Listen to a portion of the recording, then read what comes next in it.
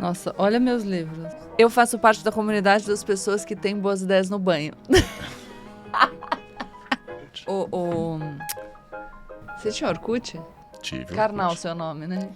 Eu aqui, Participei de várias comunidades. Quais eram as favoritas? Nós tínhamos uma comunidade de historiadores. Uma comunidade legal agora. Eu tenho paladar peculiar. Não, eu falei uma legal. Eu tinha medo do mesmo do elevador. Revolução Francesa, eu fui. Qual era outra? Eu odeio maçã na maionese. O chefe que não sabe lidar com o fato de que as pessoas odeiam acordar cedo, assim, ninguém teria me contratado. Novo, eu odeio. O seu realismo. Enquanto você dá desculpas para não ir a um lugar, de alguma forma as pessoas acreditam. A enunciação de alguma coisa, mesmo óbvia, sela. Eu estou tentando dar pistas, a gente chama de paradigma indiciário em história, para você compor o quadro. Quer dizer, eu tenho uma nova comunidade pra gente criar, chama Paradigma Indiciário. Unidas do Paradigma Indiciário. Fala rápido, Paradigma Indiciário. Esse é um texto maravilhoso chamado Freud, Morelli e os Sinais. Morelli é um personagem de Sherlock Holmes. Estamos começando mais um Café com Deus, Mãe e Pai, brincadeira. Mais um Platitudes. Com Deus Pai, Leandro Carnal. E com Deus Mãe, Gabriela Prioli. Mas o café não, que o café... Gente, o café tá pela hora da morte, hein? Nossa Senhora, caríssimo. Sim, a gente compra... depende da sua definição de custo. A gente compra aquele café defecado por um mamífero na Ásia e chega aqui, eu não sei... O que está acontecendo?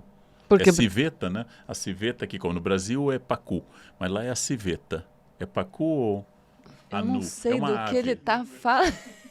Não, é o animal que come o grão e defeca. Esse é o café mais caro do mundo. E chama o quê? O animal ou o animal mamífero é a civeta, esse eu tenho certeza. Mas a ave aqui, eu acho que é pacu.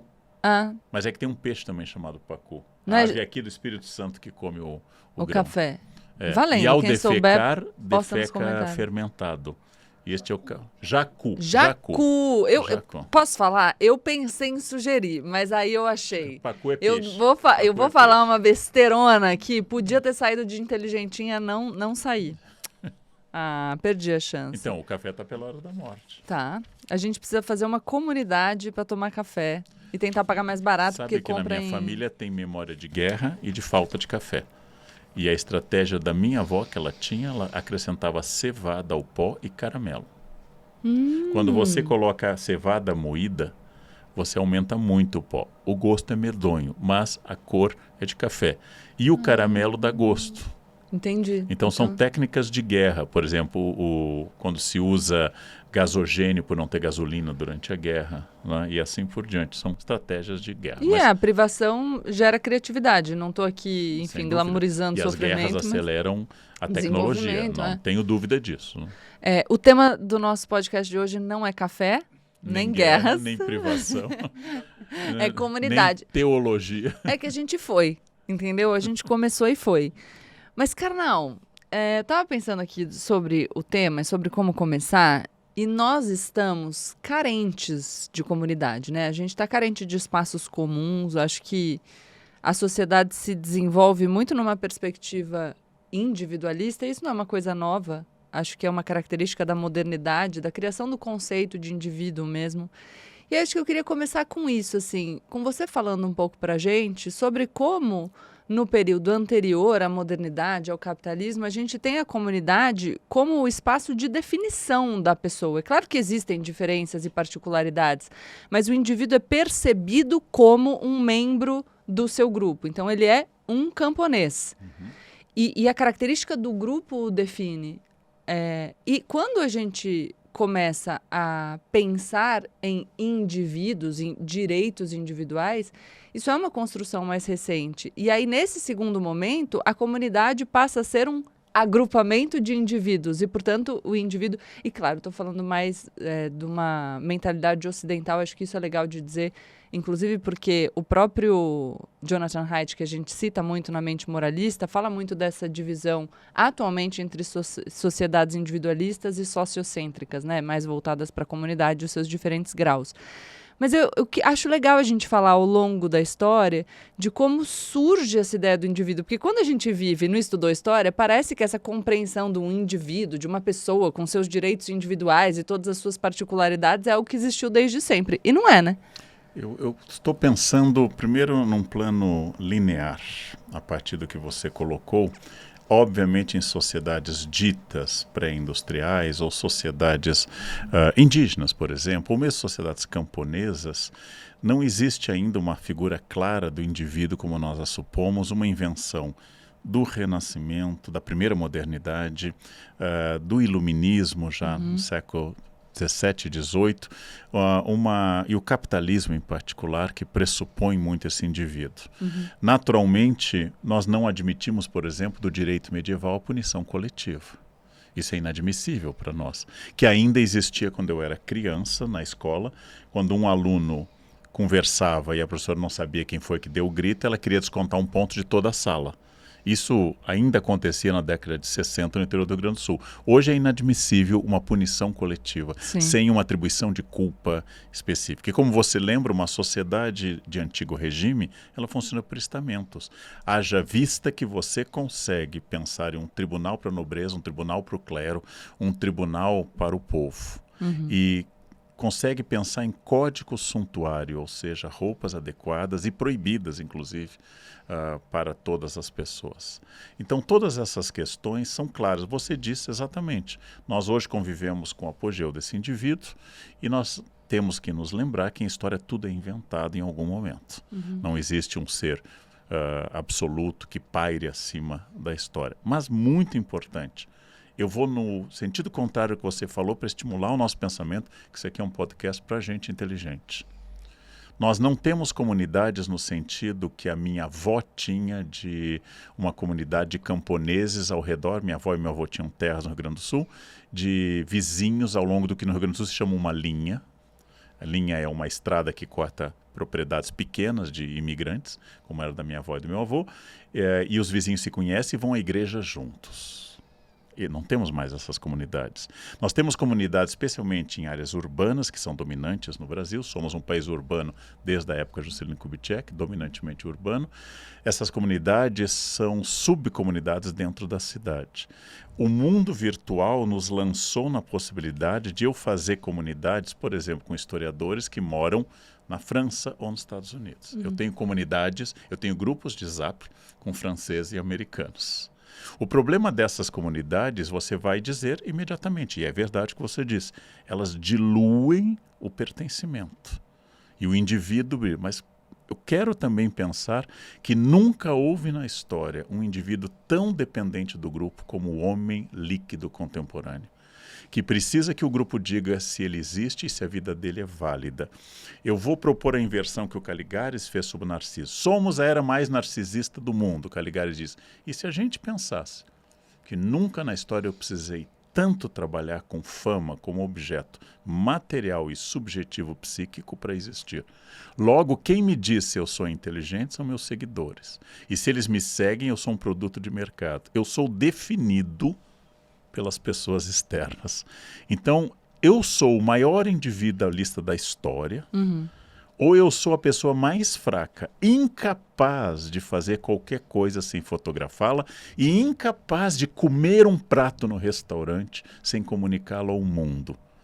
Ou seja, enfraquejou a comunidade, ou hoje nós formamos uma comunidade que é uma noosfera, que é uma logosfera, e que eu vou querer a aprovação do que eu como, daquilo que eu faço e das roupas que eu compro, das coisas que eu escrevo. E porque, claro, esse é um objeto de mercado, quanto mais seguidores eu tiver, mais dinheiro eu tenho, mas esse é um objeto também da minha ferida narcísica. Então eu uso isso como argumento. Esse argumento aparece com frequência. Você não pode me corrigir, eu tenho 11 milhões de seguidores. Por quê? Eu fui reforçado pelo grupo. Sim. E o grupo me deu este empoderamento. Então será? É exatamente porque nós estamos pensando em pessoas inteligentes. Porque é correto o que nós começamos a dizer. Não temos comunidades de pertencimento. Exemplo, maçonaria tem hoje menos membros do que há 100 anos. Clubes, que antes, na minha cidade, era um título quase feudal, hereditário. Meu pai era proprietário do título, os filhos herdariam, etc. As pessoas não pensam mais na adesão imediata Sim. aos clubes, partidos diminuíram, sindicatos têm dificuldades, especialmente depois da lei que não obriga mais a sindicalização. Todos os lugares têm uma perda de poder relativo de agrupamento. E aí emerge uma grande comunidade, uma comunidade abstrata, uma comunidade de fama. Uhum. Então eu sigo uma pessoa que eu nunca vi e interajo com ela, mas aí eu uso as seguintes frases: você me representa. Ou o elogio que eu já ouvi, Gabriela, que é um dos elogios mais ambíguos do mundo. Leandro, você é brilhante, porque você diz tudo o que eu penso. Logo, a minha inteligência existe porque ela reflete a sua. Então, esse é um bom pensamento. Somos as crianças completamente frágeis, que precisam publicar tudo e comunicar tudo. Somos isto. Eu pensei muito isso de manhã, porque às 6 da manhã no Ibirapuera eu recebi a notícia da morte da minha tia. Imediatamente eu pensei em fazer uma story. Eu pensei, mas a quem interessa a morte da minha tia? Certamente não interessa a muita gente. Por uma série de motivos não vai interessar. Nem a minha tia vai ter uma obra ou uma marca na história que vai. Eu vou fazer uma reflexão sobre a minha dor, eu preciso comunicá-la. Eu fiz essa reflexão pela manhã para saber se era mais sábio sentir comigo mesmo ou comunicar a milhões de pessoas que Beatriz Schlusen faleceu hoje de manhã. Schlusen é o sobrenome da minha mãe. E aí eu diria que depende daquilo que é melhor para você, e eu acho que aí a gente tem uma perspectiva individualista, que é, se para você o ritual da postagem no story faz sentido, não cabe a nenhum de nós, né, a nenhuma outra pessoa dizer que não faz sentido. Então, acho que essa minha resposta tem um indivíduo em primeiro lugar. Mas eu concordo com você. O que eu acho... entrou uma pessoa aqui. Oi, Igor. Vem. É uma comunidade. Esse podcast é uma comunidade. Oi, sumido. Tá? É uma comunidade. Oi, sumido. Mas enquanto você falava, eu fiquei pensando o seguinte. Eu digo sobre esse nascimento do indivíduo como ideia, porque é uma ideia, e aí a gente vai se comportando a partir dessa ideia. Você bem disse isso, na história as coisas em algum momento são criadas. Mas isso não significa que nós não mantenhamos o nosso desejo, a nossa necessidade por uma comunidade.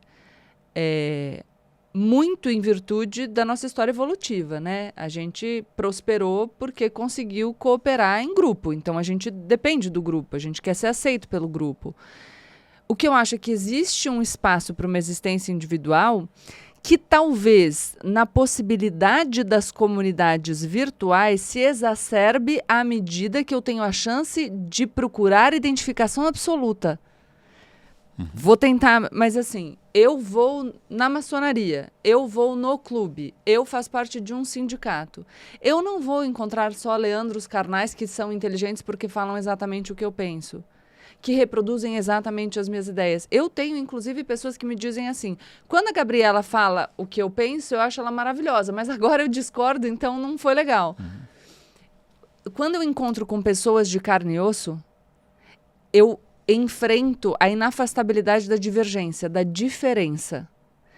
E como é um mundo que centra as pessoas cada vez mais em si mesmas, enaltecendo as suas características que são únicas, individuais, e falando para você exacerbá-las ao máximo, você procura na rede virtual comunidades que não são comuns a partir de uma visão de diferentes que ocupam o mesmo espaço. É só um espacinho de clones. A comunidade real, ela tem essa diferença. Com viés de confirmação. Exato. Tudo que nós já trabalhamos aqui. Para lhe dar um dado, que eu acho que tem tudo a ver, mas pode parecer que a gente está fugindo, Santo Agostinho morreu em 430, ou seja, século V. Ele escreveu o primeiro livro de um ensaio de fluxo de consciência chamado Confissões. O próximo é com Rousseau, com o mesmo nome. 1.300 anos depois. Ou seja, nós passamos mais de 13 séculos sem alguém escrever eu penso que. Exato. 13 séculos. E hoje, desde uma criança até pessoas maduras como eu, passamos o dia em fluxo de consciência. Todos viramos Clarice Lispector em A Paixão Segundo GH. Abro a porta, vejo que a empregada se foi. E o mundo passa a ser um fluxo de consciência. Parece que a moda, Agostinho, Rousseau, tem quem duvide que Agostinho seja uma autobiografia de fato, mas seja uma obra apenas moral e teológica. Mas pegando aquilo que é a tradição, o título Confissões, hoje todo mundo faz. Então, de novo, eu vou procurar uma comunidade que represente o que eu penso. Então, politicamente, ela só será boa se ela for do meu espectro político. Logo, eu estou considerando que é o único válido. Logo, eu não quero ouvir os argumentos dos outros. E olha que interessante. Então, vamos pensar numa sociedade. Eu estou desenhando, tá? Eu fiz 3 bolinhas. Agora eu vou fazer uma grande bolona que compreende essas 3 bolinhas. A bolona é a sociedade amplamente considerada. E dentro dela eu tenho, por exemplo, os socialistas, os liberais e os conservadores, já que a gente está falando de política. E são pequenas comunidades dentro de uma comunidade maior.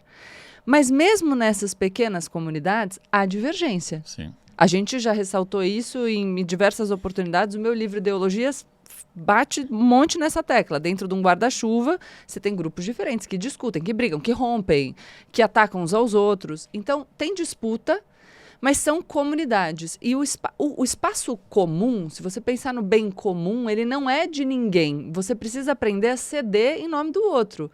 Então, o seu direito não é absoluto, o seu espaço de liberdade encontra um limite na liberdade do outro. Então, a diferença que eu proponho, acho que mais sensível agora, a partir da sua fala que eu pensei, dessas comunidades virtuais, é justamente a inexistência de um outro. Porque se eu posso procurar no mundo inteiro, no Brasil inteiro, só as pessoas que estão absolutamente alinhadas ao meu eu, é o primado do eu. E essa imaturidade extremamente infantil que a gente vê se multiplicar nas redes, que é acharem, por exemplo, que o seu conteúdo é feito para cada um dos que assiste. Então, carnal, eu não quero ver o story sobre a sua tia. Mas não é para você. E devia ser um pressuposto. Quantos seguidores você tem no Instagram? Insta, eu acho que dá 5 milhões e pouco. Eu entro lá. Pedir ajuda aos universitários. Mas tudo bem. 5,7 milhões, não sei. 5,2. 5,5. Vai. Eu olho ali, Leandro Carnal. 5,2 milhões. Você faz um story e eu reclamo dizendo, ora, mas não é isso que eu queria ver. Veja, eu estou numa comunidade. Na comunidade das 5,2 milhões de pessoas que acompanham o Leandro Carnal. E, no entanto, o primado do indivíduo, ele se manifesta de forma tão intensa que eu acho que é só para mim. Primado reivindicado para mim e negado para quem publica. Exato. Primado de eu tenho capacidade de dizer isso eu não concordo, que não é um problema, claro. E o outro... Mas para estabelecer esse diálogo que o seu desenho insinua, é preciso eu ter 3 bolinhas. Eu preciso ter, Gabriela, um conceito de comunicação. Durante a Idade Média, era o conceito de cristandade, cristianismo, de valores, em oposição aos inimigos externos, como o Islã, a partir do século VII. Esta semana, eu vi um discurso bonito de um líder conservador canadense, a favor do governo do Canadá, que não é conservador, em nome de um inimigo comum, Trump e suas tarifas sobre o Canadá. O que ele está dizendo? O nacionalismo e o amor ao Canadá excede nossa divergência política. No nosso caso, muitas vezes no Brasil, nacionalismo não é suficiente para fazer isso. Tem que tomar água aqui. Muitas vezes os políticos brasileiros dizem, apesar disso ser, dessa liderança ser prejudicial ao Brasil, eu vou apoiá-la porque ela é contrária à minha posição política interna. Então não estabelece um diálogo. Em algumas sociedades, esses campos comuns são muito compartilhados. Em outras sociedades, eles são menos compartilhados. Um dos problemas do Brasil para criar comunidade foi dito pelo nosso primeiro historiador profissional, Frei Vicente do Salvador, que diz, os brasileiros são pouco repúblicos, querendo dizer que nós temos pouca noção de bem comum. Nós vivemos para nós. Era uma visão dele sobre o século XVII, a partir disso. E essa visão foi repetida. Nós temos muita dificuldade com o coletivo, com isso. E a comunidade, por exemplo, ela tem códigos, a comunidade tem rituais, ela tem liturgias, ela tem às vezes uniforme, ela tem gritos de guerra. Passei a caminho da academia no domingo e tinha uma Kombi com torcedores do Corinthians, suponho que tenha existido o jogo, e eles estavam cantando o hino do Corinthians. Naquele momento, passando pela Alameda Lorena, em São Paulo, havia um grupo com um ideal comum, cantando um hino que todos conheciam, e aquele grupo tem o sentimento oceânico de que ninguém pode nos atingir, porque estamos em grupo, nós acreditamos na mesma coisa. Claro que se eu aprofundar, eu vou ver que há subgrupos dentro do Corinthians, mas eu estou manifestando um dos melhores sentimentos do mundo, que é o sentimento oceânico de dissolução em uma comunidade. Seja ela religiosa, política ou de gênero. Porque eu suponho que do meu igual não venha perigo. Isto, desde o Paleolítico, é a nossa grande vontade. Muito superior ao iluminismo, ao direito individual que Locke analisou, que na sociedade natural é questionado, então eu me junto em grupo. É muito anterior a isso. Eu quero pertencer. E eu abro mão de bobagens como liberdade em nome do pertencimento a uma comunidade. Este é o grande problema, discutido pelos americanos nos papéis federalistas do fim do 18. Como é que eu consigo ser um indivíduo livre e estar em comunidade? Já que em comunidade eu tenho regras. Então, eu faço subgrupos menores e mais controláveis. E crio, inclusive, quimeras. A quimera que família é uma comunidade ideal, uma grande quimera. Essa quimera anima a arte. Traduz quimera. Da quimera. Quimera é um animal mitológico que não existe e que nós passamos... Alegria, tranquilidade, uma quimera. E hoje é sinônimo de coisa inventada. Sandy Júnior. Sandy Júnior. Sonhando, quem me dera. É um animal mitológico, um corpo de leão, cabeça, e esse animal mitológico é o símbolo do que não existe. Uma quimera é algo inalcançável. Eu tenho dois sentidos para a palavra utopia: não lugar e lugar bom. Porque o também é eu, e eu é bom em grego. O que significa esse neologismo do Thomas Moros? Eu estabeleço algo perfeito. Essa perfeição pode estar na família, mas minha família real não é assim. Eu amo minha família, tive pais e mães amorosos, mas minha família está longe da perfeição. Né? Nós brigamos algumas vezes, nunca nos matamos, mas a ideia pode ter ocorrido a um ou outro membro. São felizes. Mas como diz Tolstói, que você está citando, depende se elas são felizes ou infelizes. Cada uma à sua maneira. Então, essas características são absolutamente... Mas eu tenho dificuldade na comunidade, e no Brasil em particular, de pertencer a um grupo dentro do contraditório. Eu digo, Gabriela, nós não concordamos com tudo, eu confio em você, mas nós não concordamos em tudo. Essa maturidade é muito difícil e é mais gostoso abrir mão da individualidade e pertencer ao grupo. O sentimento oceânico que Freud troca numa correspondência e acaba se transformando num grande símbolo. Eu quero um lugar... A fantasia de amor materno ou de liberdade do bebê sem responsabilidade, eu quero aquele lugar. O bebê sendo amamentado, o bebê tranquilo. Eu sou o mundo, né? Eu sou o mundo. E o mundo não vai me atingir porque eu estou protegido. É um grande desejo. E é interessante você falar desse nosso desejo pela comunidade, porque acho que uma coisa que aflige muito as pessoas, eu percebo isso bastante nas redes sociais, mas nas nossas relações pessoais também, é essa história de como eu faço para não querer tanto ser aceito, para não ficar preso a essa vontade de agradar aos outros, de ser amado. A própria Anitta lançou agora, recentemente, o documentário dela, né, sobre o outro lado, sobre a Larissa. E tem muito disso, dessa garota, dessa Larissa, querendo ser gostada, criando uma persona para ser gostada. E não adianta. A gente não só tem esse desejo de se sentir fundido, de sentir o mundo sou eu estou protegido, mas a gente tem realmente uma, aspas aqui, lembrança evolutiva dessa vantagem que dá ao grupo, né? Então, a gente leu no Clube do Livro o Humanidade, do Rutger Bregman, até trouxe aqui, ia falar dele quando eu falasse de empatia paroquial, mas acho que serve para a gente falar agora também, porque ele fala da nossa característica, nossa vantagem em ser a cordialidade, essa capacidade de interagir com os outros de maneira amistosa, tem o homo cachorrinho, né? E o Yuval Harari dizendo que a nossa principal vantagem são os mitos compartilhados, as histórias que a gente compartilha, mas de toda forma, tanto para o Bregman, quanto para o Yuval Harari,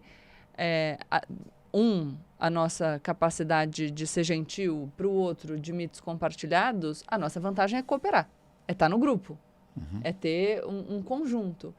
E aí, como é que a gente não liga para o que os outros pensam se a gente sabe que a gente tem uma vantagem competitiva, uma vantagem evolutiva se nós estivermos dentro do grupo? Então, essa é uma ilusão.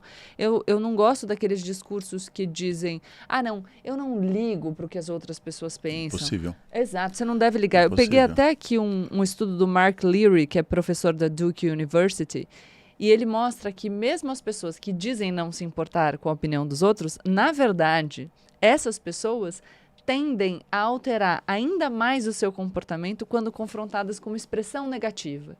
Então, quando elas percebem que elas desagradaram, elas tendem a adequar o comportamento buscando agradar.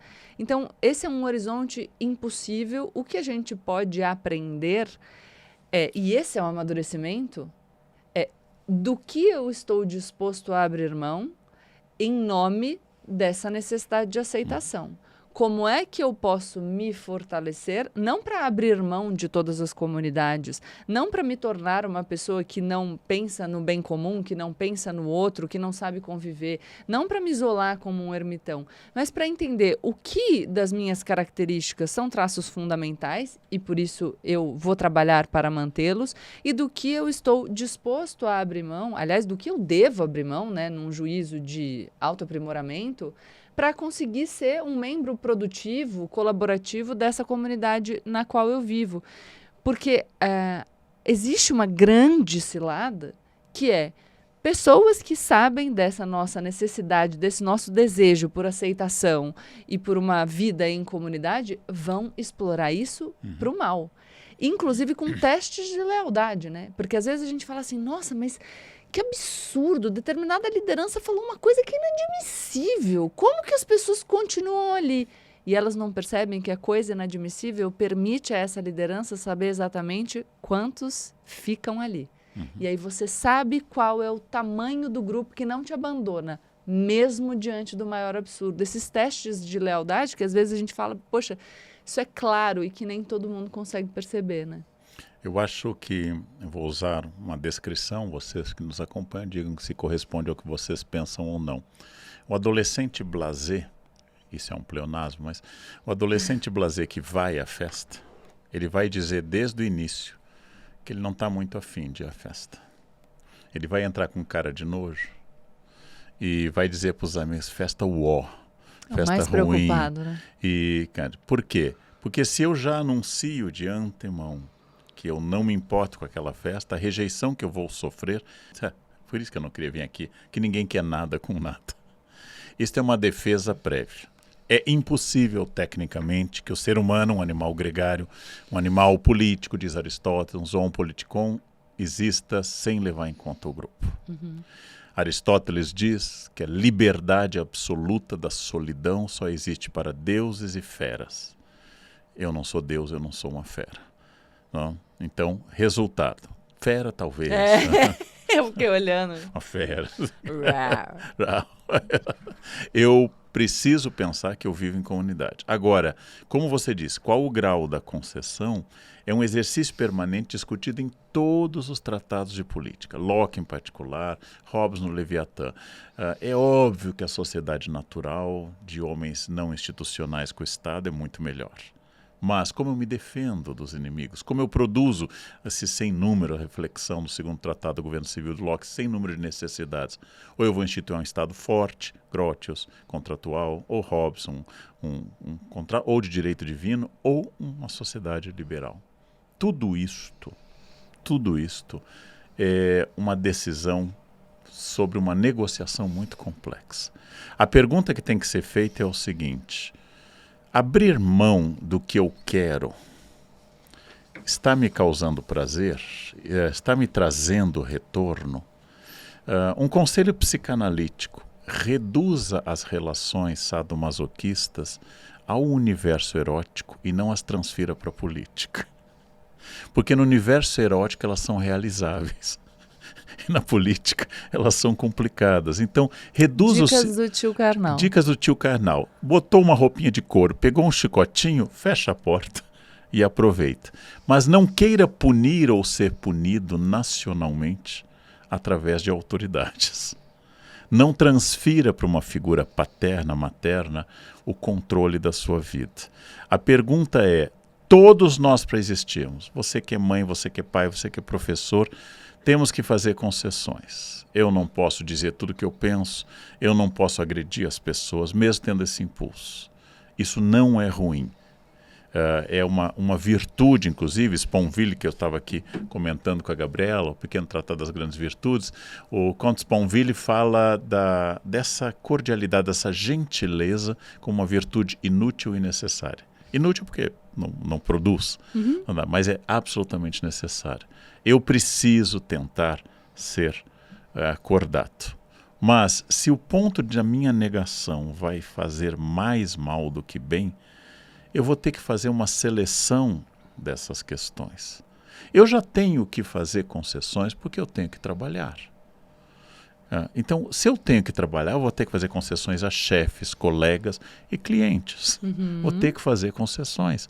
Eu já tenho que fazer isso. E isso é uma maturidade maravilhosa, Exatamente. né? Porque então, tem gente também que se recusa, assim, a encarar a realidade. Poxa, eu tô aqui, meu chefe é isso, meu cliente é aquilo. tem que ter clareza. E o meu outro conselho, que eu já cheguei a dizer em palestra: leve boletos e ponha no bolso. Sim. E quando seu chefe estiver possuído por Satanás, gritando, e você se pergunta: o que eu estou fazendo aqui? Passa a mão nos boletos. E você vai sentir um fluxo muito especial.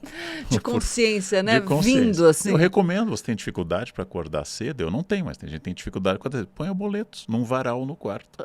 Abre os olhos e você vai ter um choque de realidade. O choque de realidade é muito importante. Agora, eu preciso baixar a cabeça sempre, em qualquer momento. A rebelião é muito saudável quando o custo da não rebelião for você mesmo. Então, esse custo é alto demais. Então, a rebelião é saudável. Agora, eu vou a todo instante parar minha vida para me rebelar sobre cada coisa que me contraria. Não sei se isso é uma vontade de liberdade política ou é um impulso narcísico. Neste caso, é muito importante pensar constantemente: eu quero fazer isso? Eu quero fazer isso. Eu estou, por exemplo, dizendo muitos nãos profissionais, porque o meu hábito de dizer sim me criou problemas. Mas fulano, que é um prefácio, ele estudou com seu pai e o filho dele. Bom, isso vai significar ter que ler um livro para escrever o prefácio, escrever o texto e mandar, não? E sempre para ganhar nada. E não são pessoas próximas, que seria uma retribuição afetiva. Então, eu limitei os prefácios a conhecidos e ex-alunos, só. Se é conhecido meu ou é ex-aluno, eu faço. Um amigo, uma pessoa que eu gosto, eu faço e faço com prazer. Agora, qualquer pessoa, em 4 anos eu fiz 71 prefácios. Eu restringiria ainda mais se fosse eu, mas... Mas eu posso restringir, até porque eu tenho muito ex-aluno. Sim. Tenho muito ex-aluno. Então, mas são decisões que eu faço para fazer essa negociação. Não preciso aceitar todos os convites. E aí um conselho, quando a gente está falando indivíduo, comunidade, peso da comunidade, pertencimento e dissolução dos seus limites e barreiras, especificamente, não fique conectado o dia todo. Porque aí a vontade de agradar um grupo vai aumentar. Conecte-se, porque é impossível viver numa sociedade urbana, uma sociedade aberta, sem o uso de redes. É impossível. Você desconecta um tempo, leia. E ao ler, você entra mar adentro, usando a expressão do filme que eu adoro, mar adentro, e você vai descobrir um mundo que vai lhe fortalecer para quando você voltar à grande comunidade, você não está tão desprotegido. Então, leia uma coisa que lhe faça pensar. Sponville eu já tinha lido, estou relendo por causa de um livro que eu estou fazendo. É maravilhoso pensar sobre cada uma das virtudes. E quais que são as minhas, quais que eu gosto, quais que eu quero aumentar. Sem leitura e reflexão, você vai ser obrigado a seguir. Quem dizia isso? Mafalda. É perigoso não ler, porque você tem que acreditar nos outros. A Mafalda do Quino, na Argentina, um maravilhoso quadrinho de fundo existencial, político e filosófico, dizia: se você não ler, você vai ser obrigado a acreditar nos outros. Sim. Ou no que dizem nas redes. Sim. E isto é muito pesado. Você vai ser obrigado a acreditar no que os outros dizem, inclusive de você. Uhum. Porque Verdade. é impossível ser Bem unanimidade. As críticas virão. O que você vai precisar decidir é se, quando vierem as críticas, você vai enfrentá-las por ter vivido a vida que você escolheu viver ou por estar vivendo a vida que outras pessoas escolheram para você. Só que para você saber qual é a vida que você quer viver, você precisa desse momento de introspecção. E eu acho muito importante um discurso que a gente sempre faz quando fala do Clube do Livro, que é uma comunidade. Então, é uma comunidade para leitores. É claro que a gente tem uma super seleção, né? São pessoas, enfim, que são adeptas do contraditório, que estão ali para crescer intelectualmente, pessoas cordiais, porque esse é o clima que a gente espera no clube, e aí cordiais no sentido de gentis. Mas a gente diz sempre sobre a leitura como um ato solitário. Então, quando a gente passa o tempo inteiro conectado, a gente não tem chance de olhar para dentro, é isso, de mergulhar nos nossos mares internos. E aí, na leitura que você faz sozinho, você mergulha em si mesmo. E depois desse mergulho íntimo, aí você aparece na comunidade para trocar com outras pessoas, que são pessoas que não têm a mesma vivência que você, que não passaram pelas mesmas experiências que você, e, portanto, uma comunidade que consegue ampliar a sua visão de mundo e não que te devolve para esse autocentramento nocivo que a gente tem presenciado, que a gente tem testemunhado tanto nas redes, né? Eu faço profecias óbvias. Não existe profecia, né? Porque ninguém sabe o futuro, mas tem coisas óbvias para serem ditas. Quando alguém começa a fazer sucesso, mesmo com uma causa muito específica e louvável, eu digo, ninguém vai se incomodar com 10 mil seguidores. Ninguém vai se incomodar com 50 mil seguidores.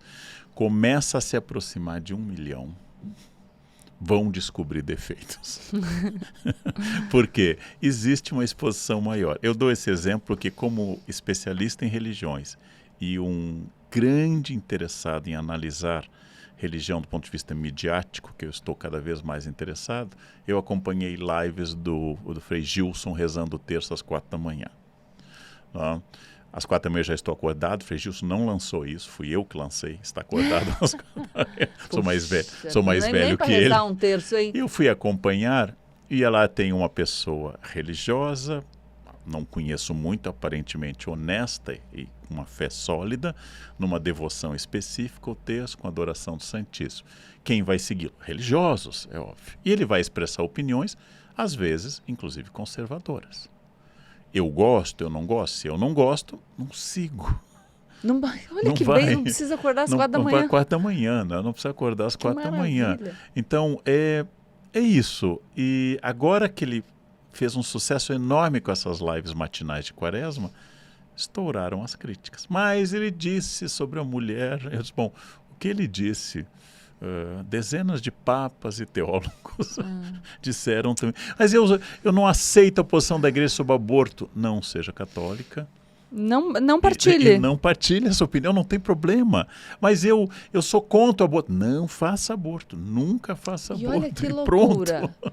Porque a gente não quer que a igreja atue no sentido de impor a sua visão religiosa sobre todas as pessoas, mas nós queremos que a nossa visão seja imposta sobre as pessoas que creem.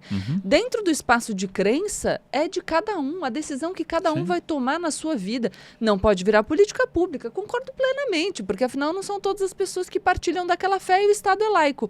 Mas as pessoas religiosas, elas têm todo o direito de viver de acordo com aquilo que elas acreditam no seu espaço de liberdade. liberdade. Porque senão eu quero liberdade para mim, mas a do outro não.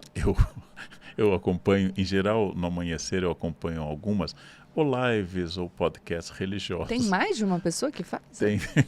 Bom, aparentemente pelos números, Frei Gilson na Quaresma já passou de 1 milhão às 4 da manhã. Gente, o que você escuta? Aparentemente o sucesso é enorme. Mas o que eu estou comentando é o seguinte, não conheço pessoalmente Frei Gilson, gostaria, seria um prazer, mas como eu vejo as pessoas pautando aos outros. Não sendo defesa de crime. Não sendo alguém defendendo o crime, que eu tenho não só o direito, mas até o dever de fazer uma análise crítica, não sendo antiético, a posição política é livre. É livre. Então, é fascinante como as pessoas elas se metem a pautar os outros, quem as pessoas vão fazer. E aí eu volto ao nosso tema.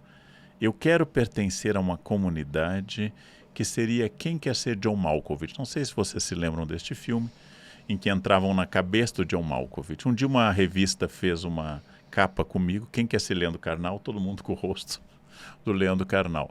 É horrível aquela cena famosa na cidade de Nuremberg, na Alemanha, de um comício nazista e os capacetes dos alemães enfileirados e a Leni, a cineasta, mostrando Hitler chegando. O Triunfo da Vontade é o nome desse documentário. É terrível aquilo. Para mim, a unidade, a unanimidade, a uniformização, ela sempre cheira a fascismo. Ou qualquer autoritarismo de esquerda ou de direita, porque a esquerda foi muito autoritária na história. Então, ela sempre me cheira a um pensamento autoritário. Tomei o exemplo fascista, mas podia tomar Stalin numa celebração do Dia da Vitória na Praça Vermelha. Eu preciso pensar como é ruim quando eu não consigo olhar para outra pessoa além de mim. Então, a minha comunidade tem que ter objetivos em comum. É muito difícil que eu vá fazer adesão a uma comunidade que não tem um objetivo em comum, mas ela vai comportar o contraditório. Sem contraditório não há direito, sem contraditório não há julgamento. Sem contraditório, existe uma pessoa me perguntou, mas no Brasil a gente não pode falar mal do Supremo. Imagina se pudesse, porque você abre todo meme. A pessoa está fazendo um vídeo na rede social falando mal do Supremo, nominando o ministro e diz, aqui nesse país não se pode falar mal do Supremo. Gente, então calma. Não tem liberdade. Vai ser tudo... A gente não pode mais nem... Eu jurei que você estava falando mal do Supremo. Nossa, eu vi errado aqui. Eu assisti Essas pessoas todo. deveriam fazer uma excursão à Coreia do Norte para aprender que certas limitações de pensamento são reais. Não. Tem, né? O Supremo. Nelson Corrêa diz que na Coreia do Norte não tem o Supremo. Lá tem o Supremo. Ele Supremo é o título do primeiro ditador do Paraguai, Francia.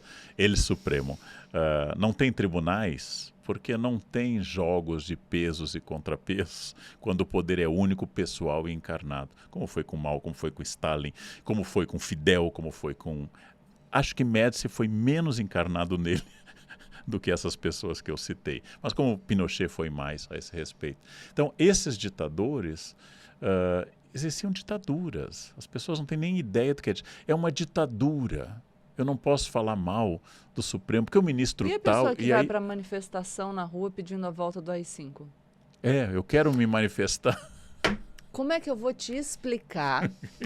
Deixa eu ver.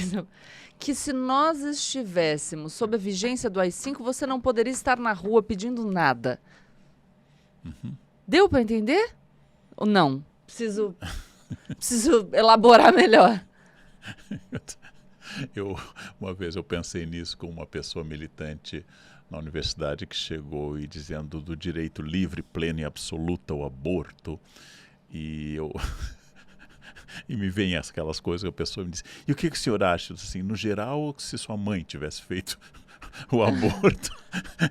Nós vamos ter que fazer um corte no Platitudes? Olha lá. É um princípio geral ou assim, se refere à sua genitora? Não me tente, por exemplo, eu sou contra a pena de morte, mas há pessoas... Carnal. Eu sou contra a pena de morte, primeiro, porque ela acaba com a ideia de qualquer caráter educativo de uma pena, mas principalmente pela capacidade de erros históricos. Vamos pegar os casos de Andrew Yeatle Rosenberg, Julius Yeatle Rosenberg, vamos pesar o caso Sacco Vanzetti, mais Jesus Cristo condenado por 2 tribunais, né? Um por blasfêmia, outro por subversão. Então, como é possível uma pena definitiva, me parece problemático. Mas tem gente que testa, né? Que testa uma guilhotinazinha. Tem indolor, gente que testa. Indolor, não? Guilhotina é rápido. Que grande invenção, né? O Dr. Guilhotin teve uma ideia. As execuções eram terríveis. Os 2 regicidas... Ele vai aqui, vamos lá. Os 2 regicidas... oralmente diante desse tribunal em favor da guilhotina. Olha, o assassinato do regicida que matou o rei Henrique IV em 1610 e o atentado contra Luís XV foi tão terrível. Quer dizer, são feridas abertas com faca, depois se coloca em enxofre quente. Ai, para! Quebram-se os ossos com paus de ferro, com barras de ferro. São tão terríveis que a guilhotina é um... E aí você começa a ver que o movimento no direito penal de humanização da pena não é só porque as pessoas ficaram mais boazinhas, mas porque o terror das execuções começa a fazer com que o povo que assistia comece a se solidarizar com os condenados. Exatamente. E aí a gente tem um problema, né? Olha Mas a ideia só. desse iluminismo do Beccaria não é só uma ideia de trazer a razão para isso, mas é reconhecer a falibilidade dos sistemas, né? E eu acho isto... esses Cesares da Itália são muito interessantes, né? Tanto o Lombroso quanto o Beccaria são muito interessantes. Aqui, o que o Nelson estava dizendo? Ele está dizendo assim, voltem à comunidade. Não, nós vamos voltar. Voltem à comunidade. Está digitado errado, mas a gente... Peraí, a guilhotina foi um marco A guilhotina importante. criou uma comunidade ao redor da Praça da Revolução, hoje Place de la Concorde. Mas tem um livro muito legal do Victor Hugo, que o canal fala, do Victor Hugo, que chama O Último Dia de um fazia Condenado. Bolsas? Não, o escritor mesmo. É que eu falo aportuguesado. O Victor Hugo tem O Último Dia de um Condenado, e o prefácio... que eu preciso pegar a edição que eu tenho em casa para saber exatamente qual é dos prefácios que ele deve ter escrito para. Mas é muito legal, que ele fala, ele tem uns trechos muito interessantes sobre a pena de morte. Eu vou ver se eu acho e, de repente, quando esse episódio for ao ar, eu posto nos stories. Eu abri esse livro aqui, o Humanidade, que eu citei antes, no capítulo de como a empatia cega, porque isso está no Humanidade, que a gente leu no clube, no A Mente Moralista também. O Karnal estava falando da cena do documentário, os alemães com os capacetes, aquele grupo uniforme, não tem espaço para o contraditório, enfim. E esses livros falam muito sobre a empatia, que é uma característica que a gente tende a ver descrita de uma maneira positiva, mas no seu traço negativo, que é a história da empatia provincial, né? Eu tendo a me sensibilizar pela dor que é experimentada pelos meus, mas aqueles a quem eu vejo como diferente não me sensibilizam. E por isso a importância da gente construir uma ideia de humanidade que compreenda a todas as pessoas e não só aquelas que eu enxergo como fazendo parte do meu grupo. E aí eu trago aqui um livro que eu acho muito legal, que é da Lynn Hunt, A Invenção dos Direitos Humanos, uma História, porque num dos capítulos ela fala que sobre como a leitura de romances teve um papel fundamental na criação dessa ideia de direitos humanos. Então, o que ela vai falar é que antes da publicação do Contrato Social pelo Rousseau, ele escreveu um romance chamado Júlia. E esse romance tem um impacto muito importante porque a ideia de direitos humanos não existia. E as pessoas, ao lerem os romances, começam a se identificar com outros seres humanos que não faziam parte da sua classe social, que não eram do mesmo gênero, que não tinham a mesma formação, que não viviam as mesmas situações cotidianas. E essa possibilidade de encontrar um traço comum com um outro que não se parece comigo, que não pensa como eu, é fundamental para eu conseguir construir a ideia de uma declaração de direitos humanos que são universais. E aí é muito legal pensar nisso. Então, o capítulo é Torrentes de Emoções, lendo romances e imaginando a igualdade. É muito legal pensar nisso e pensar na consequência prática de uma sociedade que lê cada vez menos. Na consequência prática para as nossas vidas, para a educação das futuras gerações, de menos leitura na nossa vida. Como a gente limita, restringe a nossa experiência e nos incapacita a pensar no outro como igual, nos incapacita a trazer para a nossa tomada de decisões situações que não fazem parte da nossa experiência direta, e conseguir, portanto, pensar soluções, traçar estratégias e criar comunidades com uma visão muito mais ampliada do mundo, das experiências e vivências possíveis. Então, como a leitura é fundamental, e por isso, toda vez que a gente teve a pesquisa recente sobre leitura no Brasil, e o número de pessoas que leram um livro nos últimos 3 meses diminuiu muito. 3 anos, né? Não, nos últimos 3 meses. Eles fazem por trimestre, pelo menos um livro. Ah, tá. A pergunta foi sobre o último trimestre, isso. É verdade. Mas a pesquisa já existe há mais tempo. A pesquisa existe há mais tempo, é verdade. Que o último dado é muito frustrante. Eu lembro que quando a gente tem um grupo, né, gente? Enfim, a gente tem vários grupos. Mas a gente tem o grupo eu e o Karnal, o grupo as nossas comunidades pequenininhas.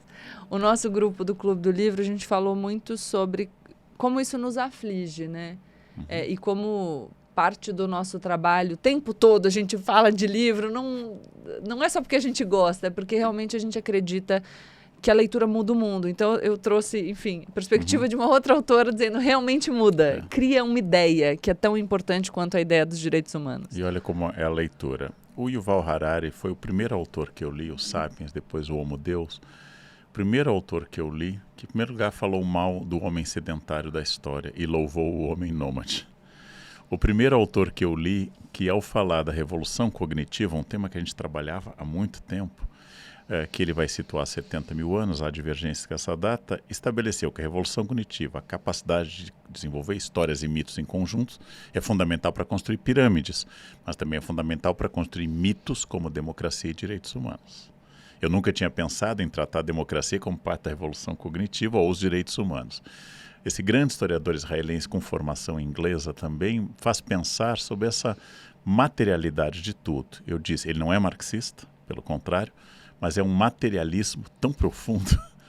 E aí você vem com uma autora panamenha, que é a Lynn Hunt, a melhor autora do Panamá, uma autora panamenha, apesar do nome, e que vai fazer essa relação entre cultura. Associamos o Emílio ao cuidado com as crianças, associamos contrato social à democracia, associamos Júlia aos direitos humanos e a nova Heloísa também, que é o meu preferido.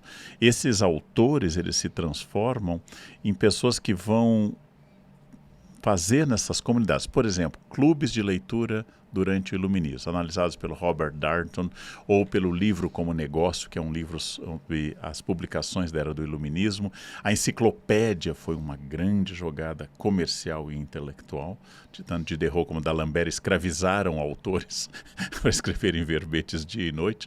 A partir disto, nós vamos começar a pensar como é que se cria essa ideia e como essa ideia é importante. É uma convenção humana considerar direitos humanos.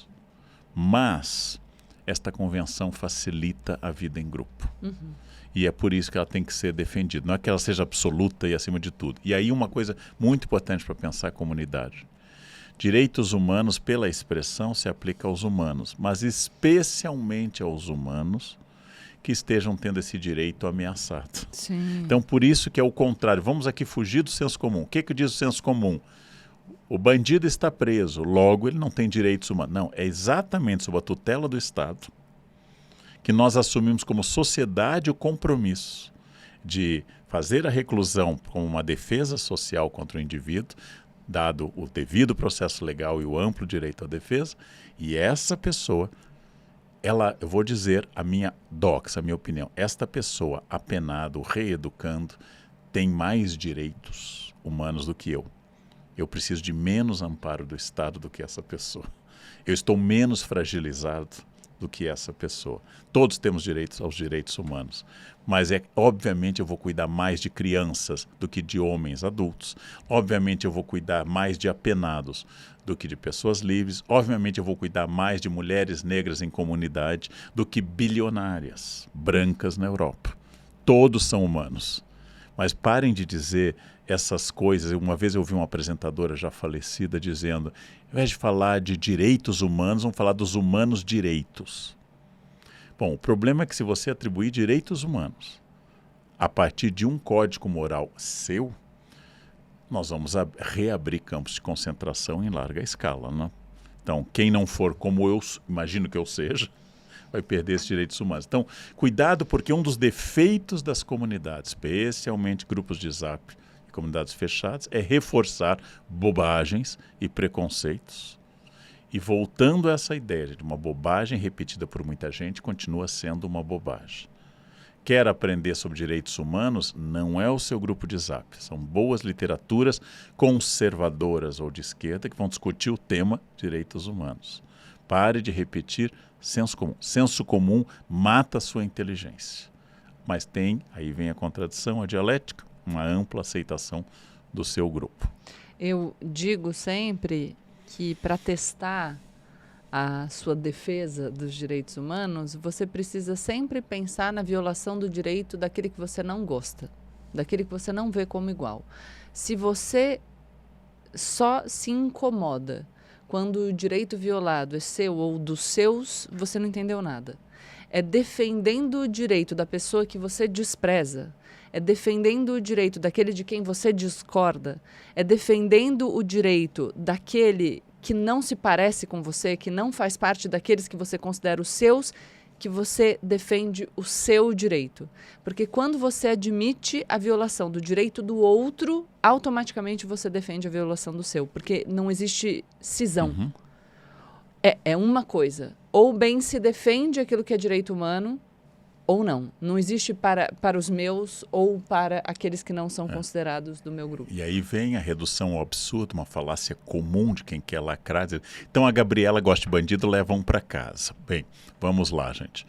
Uma pessoa que seja um risco para a sociedade, devido ao justo processo e o amplo direito de defesa, pode ser encarcerada, porque ela é um risco para a sociedade. O objetivo do encarceramento é reeducá-la. Não está ocorrendo, o problema não é a pessoa, mas é o nosso sistema que não está reeducando. A partir deste momento, eu não estou dizendo que todos podem fazer qualquer coisa e que tanto faz haver estuprador ou assassino ou pedófilo na rua. Não. O que eu estou dizendo é que uma vez que o criminoso está recolhido, seja qual for a pena, a partir deste momento eu também tenho que ter cuidado sobre ele. E que quanto mais correto for o procedimento, menos chance a gente tem de reversão. Então, durante um momento da história do Brasil em que nós tivemos um caso de grandíssima repercussão envolvendo corrupção, eu, até antes de ser uma figura pública, disse de forma reiterada, é preciso que se respeite o procedimento, e avisei. Porque senão lá na frente nós teremos consequências e tudo, castelo de areia vai se desfazer. Quando a coisa se desfez, aí as pessoas disseram, oh meu Deus, que absurdo. Pois, vamos fazer de acordo com a regra para que nós não percamos todo esse esforço. Não adianta fazer do nosso jeito, não adianta fazer de qualquer jeito. A mesma coisa quando a gente fala de crimes gravíssimos.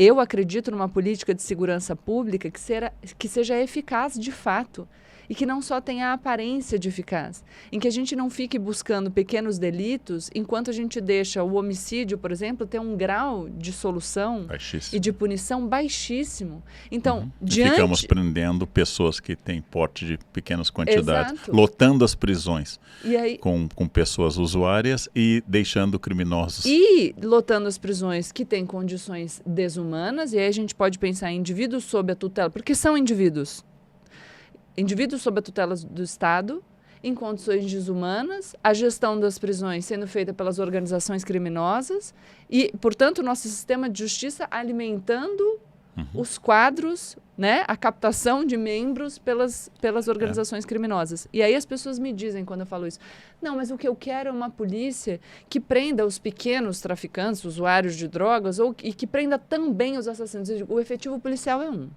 O tempo do efetivo policial são as mesmas 24 horas que todo mundo tem. O recurso destinado para a segurança pública é o que os políticos que foram eleitos pela população decidem dar para a segurança pública. E, portanto, diante disso, eu tenho que fazer uma escolha que é realista. De novo, a realpolitik. Entre pequenos usuários, movimentando o aparato de justiça criminal ou prender grandes traficantes e homicidas, eu particularmente escolho a segunda opção. E o que a gente vê é só uma política de segurança pública que opera o nosso medo e trabalha com aparência e não com eficácia. Aliás, falando de medo, a gente não tem mais tempo, mas sabe uma outra coisa interessante que a gente falou de diminuição dos espaços de convívio? Segurança é um outro tema legal para esse podcast, porque a insegurança pública acaba com os espaços de convívio comunitário, o que agrava esse isolamento num individualismo pernicioso e tem efeitos, inclusive, na defesa da democracia. E aí, se a gente fizer um programa sobre segurança, a gente fala de comunidade. Mas é para você perceber. Mas é bom para ver que tudo está ligado. Mas nós não queremos dizer outra coisa a não ser cuidado com verdades da sua comunidade. Para introduzir esse relativismo que dentro da comunidade se dissolve, porque se trabalha com o absoluto da identidade, é você pensar o conselho de uma minhoca, sua filha. Filha, os tigres são inofensivos, cuidado com os passarinhos. Então, a partir disso, você pensa que o conceito de justiça tem muita relação com a pessoa que enuncia. Mas isto foi mais um episódio Platitude sobre o tema comunidades jurídicas. Comunidades? Sobre o tema comunidades? Comunidade. Interrogação. Com Gabriela Prioli e Leandro Carnal.